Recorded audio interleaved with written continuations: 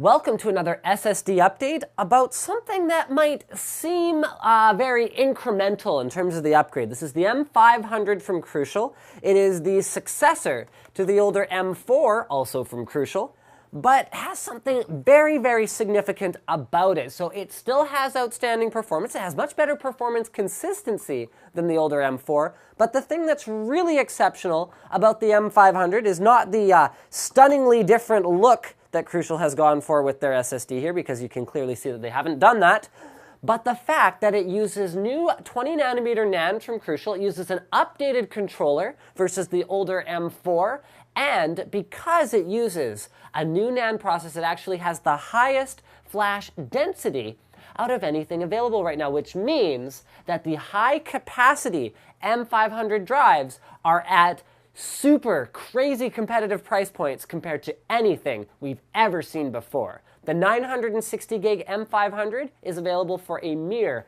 $599.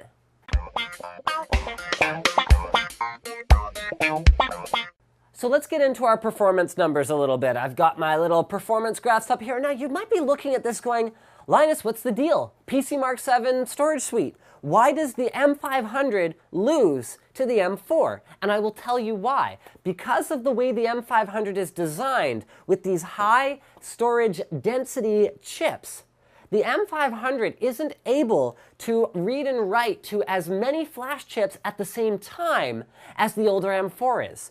So I'm gonna let you think about that for a moment. It's kind of like RAID 0. If you have more drives that you can read from and write to at the same time, you actually get better sustained sequential performance. So the older M4 at a 128 gig capacity, because we're testing the very smallest capacity M500, the worst case scenario, actually has twice as many channels that it can saturate for reads and writes, meaning that it is a much, much better representation of an M4 performance versus this one, which is basically crippled.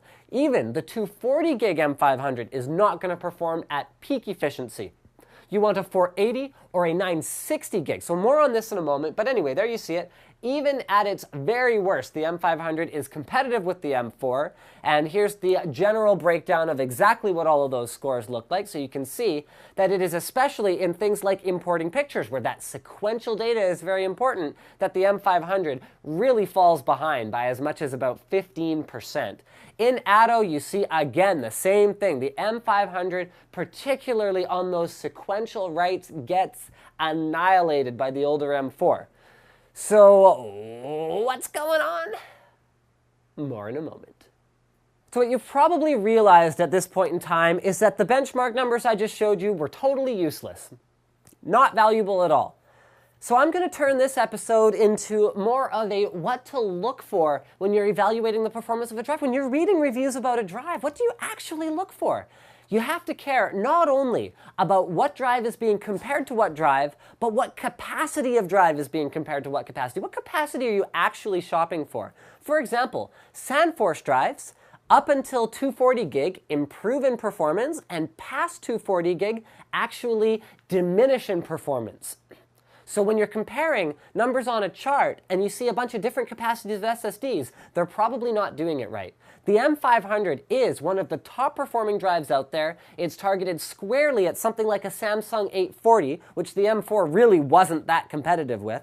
It delivers excellent performance consistency, but only with the higher capacities, so the 480 and the 960, that are able to take advantage of that additional read and write channel concept that I explained before. They also are the ones that take advantage of the price benefit, because Crucial is using a completely different NAND technology that goes into these that really only has an advantage at higher capacities. That's why the cost per gig on the 1 terabyte class SSD is much more competitive than the lower priced ones. The last thing that you guys should consider when you're shopping for an SSD size-wise, especially as prices continue to come down, is write endurance. So this is using 20 nanometer MLC, which is going to be, should be pretty competitive with last generation MLC as once the yields are complete. However, Crucial has built in some extra spare area into this particular drive to compensate for any errors. But the other thing is, as you go to a higher capacity drive, it gives your SSD more room to work with to compensate for any problem. So think about it this way. If you have a 120 gig SSD and you write, I don't know, 100 gigs to it every day, it'll last for a certain amount of time because you only get so many program erase cycles on any given SSD. Now, if you had the same workload, about 100 gigs per day, and you had a 960 gig SSD, it would last almost 10 times longer. And the reason for that is because you can program and erase every cell of the flash on that drive X number of times. So the more flash you have, not only the better your SSD will perform, but also the longer it will last. So thank you for checking out our SSD update featuring the crucial M500.